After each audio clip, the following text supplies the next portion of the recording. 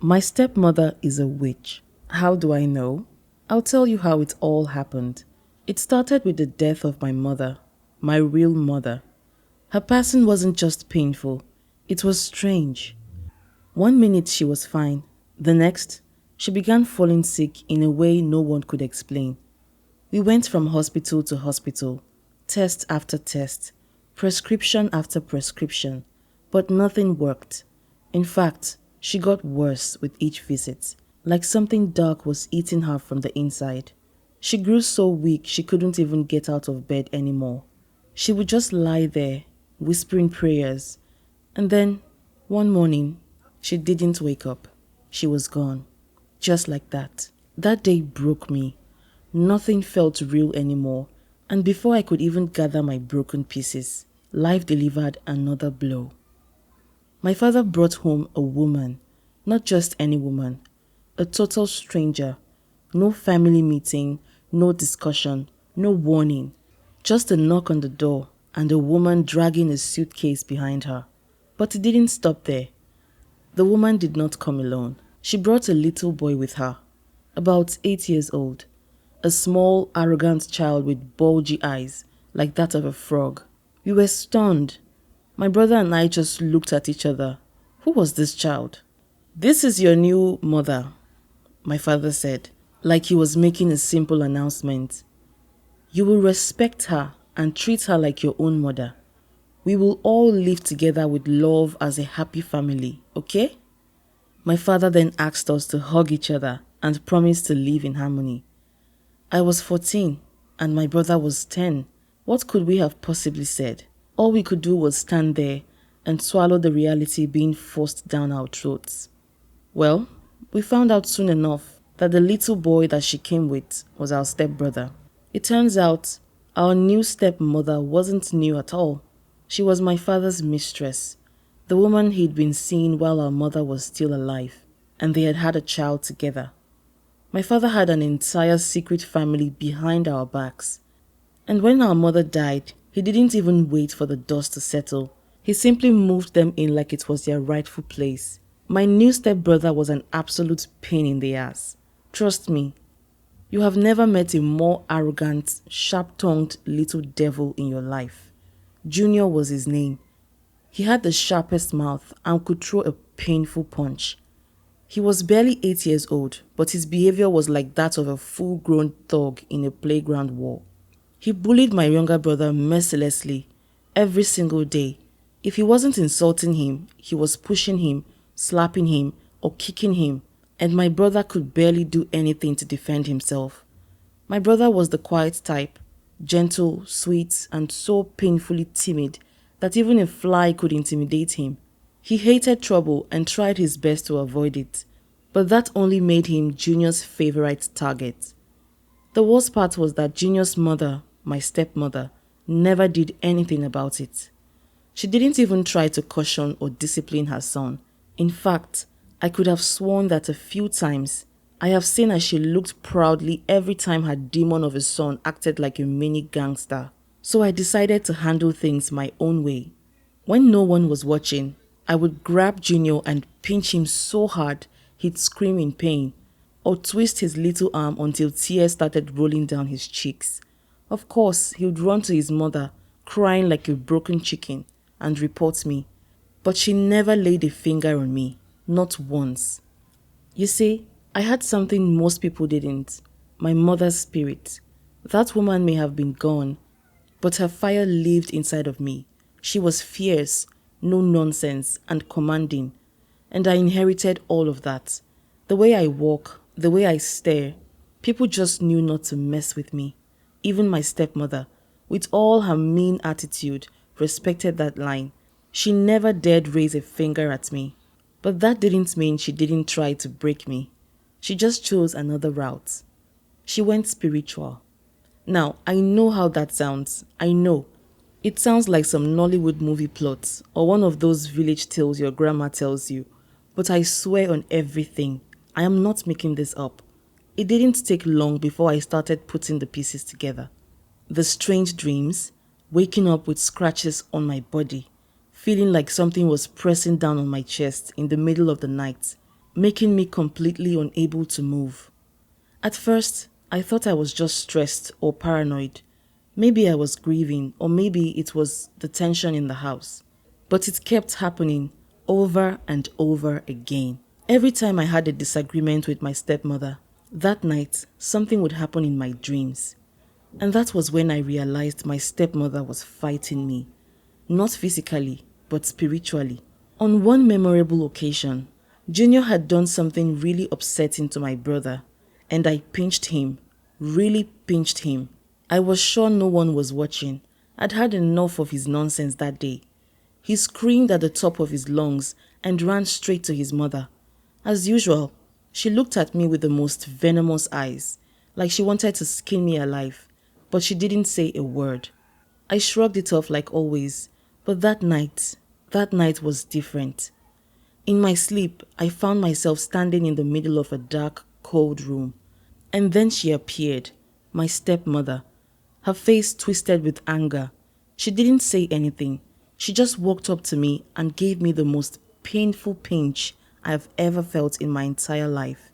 The kind of pain that felt like fire had been injected into my veins. I jolted awake with a scream. I was drenched in sweat, but that wasn't the worst part. I could still feel the burning pain. I looked at my arm and I swear to you, it was red and swollen, like someone had really pinched me. I sat there on my bed, trembling like a leaf, my heart pounding out of my chest and my entire body shaking. That was the moment I realized that this wasn't just a nightmare. It wasn't ordinary. This was real. And that wasn't the only time it happened. Whenever I had a disagreement with my stepmother, or if she asked me to do something and I refused or even hesitated, she would come for me at night, every single time. Sometimes she would chase me like a wild masquerade, holding a big stick and yelling in a language I couldn't understand. Other times, she would flog me so senselessly in my dreams, and I would wake up with red lines and fresh scratches on my body. I tried to tell myself I was imagining things, but how do you imagine wounds? I didn't know how to explain this to my father, or anyone for that matter, without sounding like a crazy person. The first few weeks were complete torture. I dreaded sleeping. I would cry silently in bed, clutching my Bible and whispering every psalm I knew under my breath. I even started sleeping with the Bible under my pillow, hoping it would protect me. But it didn't stop her. Not immediately. At some point, I accepted it. I got used to it. I told myself, if she wants to fight me in the dream, then she'll meet a warrior. That was when everything started to change. One night, she came again in my dreams, dressed as a masquerade. This time, she wasn't just chasing me. She was sprinting, waving a long stick, screaming like a banshee. But I had had enough. I refused to run. I refused to be chased by her. I turned around and faced her. She stopped dead in her tracks, confused. I picked up a stick and started chasing her. I ran after her with so much anger. She stumbled and fell flat in the dream, trying to escape from me. When I woke up that morning, I felt powerful. Guess what? She couldn't look me in the eye. Throughout the entire day, she avoided me like a plague. It was like something had shifted, like she had finally seen what I was made of, and it gave me more fire. From that day on, my plan was clear. No more fear, no more running. I would stand and fight back. I honestly don't know where the courage came from. Maybe from my late mother, maybe from God. But I knew one thing for sure. I wasn't going to be tormented in my own father's house by a glorified side chick turned spiritual terrorist. I even started encouraging my little brother to pray with me every night. I would ask him if he had any strange dreams, and he always said no. So far, she hadn't gone after him. Yet. And I was going to make sure she never got the chance. My father had always loved me and my brother deeply, and one of the biggest reasons he was especially proud of me was because I was brilliant. I'm talking straight A report cards, top of the class every term, and awards lined up like trophies in our living room. I made him proud, and he loved me for that. Now, I can't say the same for Junior, my stepbrother. That boy, at the age of 8, could barely recite the alphabet from A to Z without mixing it up halfway. Reading was war, writing was a tragedy. And maths? Please don't even go there. That was a lost cause. My beloved stepmother was never pleased with this. She hated how effortlessly I shined in my academics. The fact that I had something she and her child could never buy or fake burned her deeply. But the day I truly knew she was out to destroy me was the day I walked into the hall to write my junior WAEC mathematics paper. I remember it like it was yesterday. I walked in with full confidence. Math was my thing. I could do algebra in my sleep. I sharpened my pencils, took a deep breath, and the moment the invigilator said, "Start," I picked up my pen and my entire mind just went blank. I don't mean I forgot a few formulas. No, I mean completely and totally blank. Me, the queen of maths, could not find x in a simple equation. It was as if the words were in Chinese.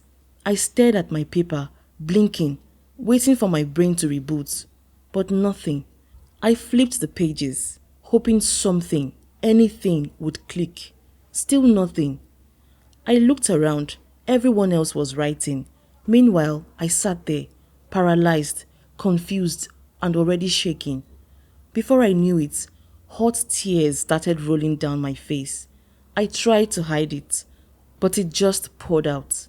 Thankfully, the hall was big enough that I didn't draw attention to myself. But the girl sitting beside me noticed. She leaned in slightly and whispered, "Calm down, don't worry, you'll be fine." Before I could even process what she meant, she slipped me a tiny piece of paper. It was Expo. She instructed me to finish up and pass it to the next person. Yes, that sheet of paper was filled with the correct answers to all the objective questions. I wiped my tears quickly, picked up my pen and started shading my answer sheet like my life depended on it. When I was done, I tossed it over to the next person. Some moments later, the same girl slipped another sheet of paper to me. This one had answers to 6 essay questions. I picked 4 and began writing like a mad woman. Funny enough, the invigilator didn't get up from her chair the entire time, not once. She just sat there pressing her phone and chewing gum like she was watching a movie. By the time I finished the paper, I had over 30 minutes left to spare. I leaned back in my chair and stared at the ceiling, overwhelmed. What just happened? I asked myself. It was then I knew, without a single doubt in my mind, that my stepmother was behind this. She had definitely tried to sabotage me with some sort of evil spell, hoping I'd fail the one subject that truly mattered. But what she didn't expect was that my God and my guardian angels were on standby. What she didn't prepare for was that in her attempt to embarrass me, she would end up strengthening me. I nearly burst out laughing in the exam hall. "Nice try, witch," I said to myself. I got back home that day pretending to be heartbroken and completely defeated. I had to play my part well, to make it believable. I needed her to think that her little spell had worked. I walked in slowly, dragging my feet like someone who was carrying the weight of the world. I didn't say a word to anyone. I went straight to my room and shut the door, but not before catching a glimpse of her face from the corner of my eyes. That evil woman. She was sitting on the couch, trying so hard to hide the wicked smile on her face. In her twisted little mind, she had succeeded. Fast forward a few months later, the results were out. That day was glorious. My father had given me money to buy scratch cards to check my junior WAEC results online. I practically ran to the nearest cyber cafe. My hands were trembling, not from fear, but from anticipation. Deep down, I knew I had passed. I knew that exam was a miracle, and miracles don't come back void. When I entered my exam number and the page loaded, my heart skipped a beat. There it was, 4 A's and 3 B's. My scream shook the entire cafe. I printed the result out and marched home like a victorious soldier returning from war. I couldn't wait to see my stepmother's face. I walked through the door and handed the paper straight to my father. Daddy, see my results. He took one look at it and screamed, "Ah, my daughter, this is what I'm talking about," he shouted, leaping from his chair and pulling me into a hug. 4 A's, 3 B's. You are a star, a genius. God bless you. He was overjoyed. He hugged me and prayed for me, and even gave me money that same night. You could see the pride radiating off his face like sunshine. And then my stepmother was there. My dearest stepmother sat frozen on the couch, wide-eyed, mouth open in shock, just staring at me like she was looking at a ghost. I caught her eyes for a split second and gave her a sweet, innocent smile. No words needed. That smile said everything. I still relish the memory of that evening. I think that was the day it truly clicked in her head that I wasn't the one to mess with. You can fight me spiritually, physically, or even mentally, but you will never win because I am covered and I am chosen. As time went on, my father and stepmother started fighting more frequently. Their quarrels became a daily occurrence, like morning devotion, and trust me, I listened. I wasn't eavesdropping, no, but their voices were so loud it was impossible not to listen. And the funny part was, the fights were always about one thing: infidelity. My stepmother constantly accused my father of cheating on her, of entertaining other women, of sneaking around with mistresses. I couldn't help but laugh silently in my room. I mean, isn't that the pot calling the kettle black? Like, you snatched a married man, dragged yourself and your son into his home uninvited, and now you expect loyalty and marital bliss? A whole man that cheated on his own wife to be with you for so many years, you expect him to suddenly become Father Abraham? Please. My father was a good man, no doubt. He loved us and did his best to provide for us. But he had one problem: women. And that was a serious problem. And if anyone should have known that, it was her. But no, she acted shocked every time she found a strange number or suspicious text in his phone, like a child discovering Santa Claus isn't real. She would go through his phone like a forensic expert, and the moment she found anything remotely questionable, all hell would break loose. The shouting, the accusations, the dramatic tears, all on repeat. This went on for several months, until one morning everything changed. My father woke up screaming in pain. His leg, his right leg, had swollen. Not small swelling, no. The kind that looked like someone had pumped it full of air. It was hot, red, and pulsing like it had a heartbeat of its own. At first, we thought it was a simple injury. Maybe he had twisted his leg in his sleep or something. But the swelling didn't stop. It only got worse. He couldn't stand or walk. The pain was unbearable. Hospitals tried to help, but the medications we were prescribed didn't work. That was when I knew we were entering spiritual territory again. And this time, it wasn't just me my stepmother wanted to deal with. It was my father. I didn't tell my father this, but I knew that was the beginning of the end. One thing my stepmother clearly didn't know, or maybe she chose to ignore, was that my father came from a deeply traditional lineage. And when I say traditional, I mean real ancestral spiritual things. His father and grandfather were full-fledged idol worshippers, the kind that had shrines and family deities. My father had tried to distance himself from all that. He got a scholarship and went to study abroad in his youth, and that chapter of his life opened him up to a different world. He tried to walk the straight and narrow path, embracing church and modern life. But no matter how far he ran, blood is blood, and the family ties were still there. So when word reached my father's elder brother, my uncle, that my father was sick, he came immediately. This my uncle wasn't a man of many words, but there was something about him. His presence alone commanded attention. He stepped into our house, took one look at my father's swollen leg, and sighed deeply. "This is not ordinary," he said. "This is a spiritual attack. This is spiritual warfare." My stepmother wasn't home when he arrived. If she had been, I can't imagine what would have happened. In fact, I was glad she wasn't around. My uncle told my father not to worry, that he was in control of the situation. "Don't worry, I will handle this. I'll be back tomorrow." The next morning, before the sun had fully risen, my uncle returned. This time, he came with a small brown leather bag and a cement bag. From it, he pulled out some herbs, dried leaves tied with red thread, a small bottle of black liquid, and two calabashes, one large and one small. He didn't waste time. He told me and my brother to leave the living room, except for my father. Even I couldn't stay, no matter how badly I wanted to witness everything. From outside the room, I could hear him chanting. I stayed by the door, peeking through the keyhole. My uncle was deep in rituals. He moved with precision, like a man who had done this 1,000 times before. At some point, he pulled out a white cloth and wiped my father's swollen leg.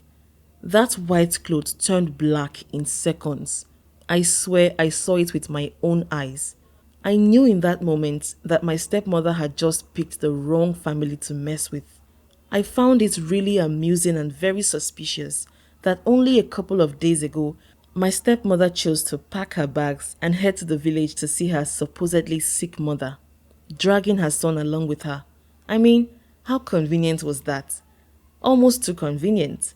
It was as if she could smell her own downfall from miles away, like she knew something or someone was coming for her. She barely said goodbye. She just packed a large box, gave a vague excuse that her mother was sick, and disappeared in a hurry. And for the first time in a long while, the air in the house felt lighter, like her absence alone had lifted something off our chests. Meanwhile, after nearly an hour of intense chanting and rituals, my uncle finally called out to me. I entered the room to find him drenched in sweat. Without saying much, he handed me a calabash filled with herbs, strange roots, and a dark oily liquid. The smell alone made my stomach turn. "Boil this," he instructed, "and once it is warm, pour a shot for your father to drink. He must take it twice daily, morning and night." I nodded and followed his instructions to the letter. As the days passed, the swelling in my father's leg began to go down. Slowly, the pain eased. He was eating again, sitting up in bed, even cracking small jokes. I watched in awe as he began to slowly walk around the house. Exactly 1 week later, my stepmother was still not back from visiting her sick mother. My uncle came back to complete the work.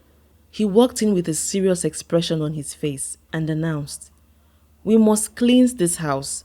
An evil spirit has been dwelling here. Your father brought her in. That woman is not ordinary." He meant my stepmother.